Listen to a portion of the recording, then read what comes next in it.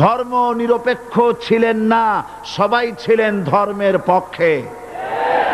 রাসূলুল্লাহর অসংখ্য সাহাবীদের মধ্যে একজন সাহাবীও ধর্মের ব্যাপারে নিরপেক্ষ ছিলেন না।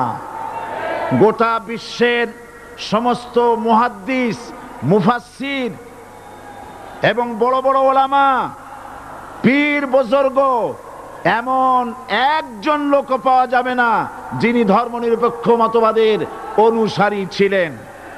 তাই ধর্মনিরপেক্ষ মতবাদের অনুসারী হওয়ার অর্থই হচ্ছে পবিত্র কোরআন হাদিসের সরাসরি অমান্য করা এবং আল্লাহ ও তার রাসূলের সাথে বিদ্রোহ ঘোষণা করার শামিল।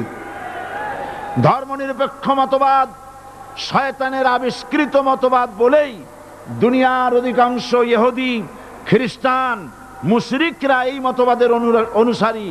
ইসলাম সম্পর্কে অনভিজ্ঞ পৃথিবীর কিছু কিছু মুসলিম দেশের কিছু কিছু নামধারী মুসলমান ধর্মনিরপেক্ষ মতবাদের ষড়যন্ত্রে পা দিয়েছে। আল্লাহ তাদেরকে রক্ষা করুন। আমরা বলি আমিন, সবাই বলি আমিন। বিশ্বের সমস্ত বিধানগুলোতে সেকুলারিজম, ধর্মনিরপেক্ষ মতবাদের অর্থ করা হয়েছে ধর্মহীনতা এবং ধর্ম বিরোধিতা। এর বাস্তব দৃষ্টান্ত আমরা দেখতে পাই বর্তমান যে সরকার আছে, তাই সেই সরকারের আমলের ভিতরে আমরা এই জিনিসটা দেখতে পাই। সত্য কিনা বলেন, সত্য কিনা বলুন।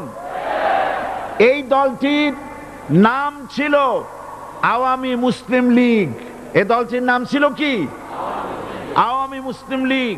তখন তারা নারায়ে তাকবীর, আল্লাহু আকবার ধ্বনি দিত, স্লোগান দিত।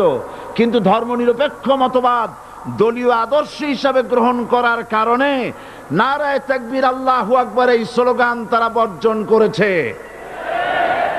1972 সনে যখন তারা ক্ষমতায় এলেন, তখন সংবিধানের শিরোনামে মুসলিম প্রথা সিদ্ধ বিসমিল্লাহির রহমানির রহিম তারা পরিত্যাগ করেছিল।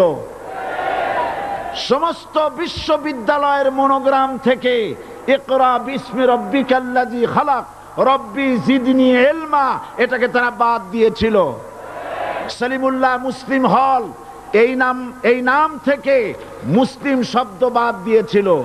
নজরুল ইসলাম কলেজের নাম থেকে ইসলাম শব্দ বাদ দিয়ে শুধু নজরুল কলেজ করেছিল। এগুলি অসত্য না সত্য? বর্তমান এই সরকার ধর্মনিরপেক্ষ হওয়ার কারণে ইসলাম এবং মুসলিম বিদ্বেষী তার